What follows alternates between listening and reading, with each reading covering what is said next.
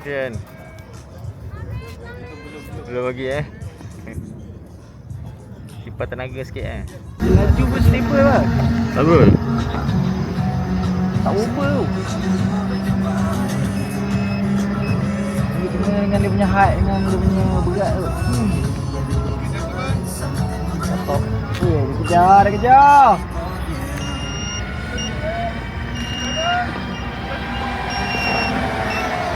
Bang laju pun. Tenang. Layar besar. Layar besar tu. Laju Apa tu? Kewil apa tu? Oh. Betul.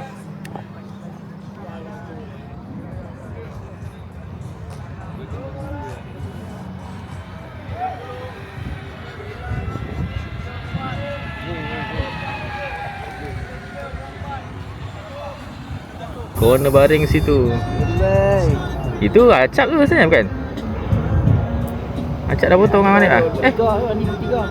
Acap dah potong Manik jauh tinggal tu. Satu orang jatuh. Jatuh? Siapa Manik? Siapa? Ini.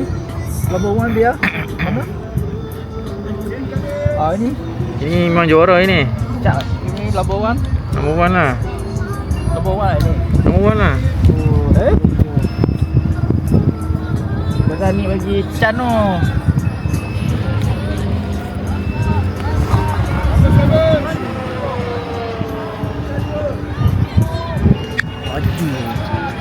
Master Pro. Master Pro 2. Oh, Hanif. Oh, ubah. Boleh kontrol tu? Boleh kontrol. Baik. Hanif dah pro lah.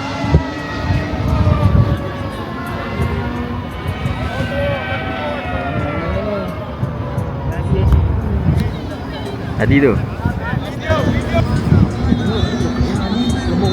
Nombor 1. Ini kalau sampai ni tiga biar tak tahu lah. tak tahu lah, rasa ini memang speed demand ini. Ini Pak An.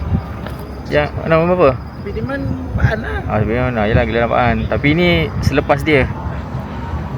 Sebelum lepas Pak An dia ni lah dapat gelaran King use. Betty jauh tinggal lah. Ini aku Karim.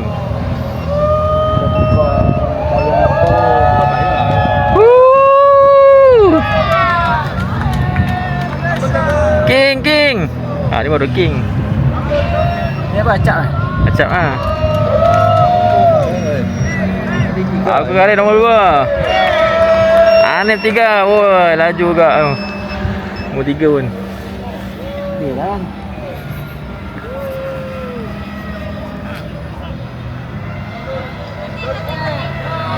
Dah tengok dia punya riding position best tu.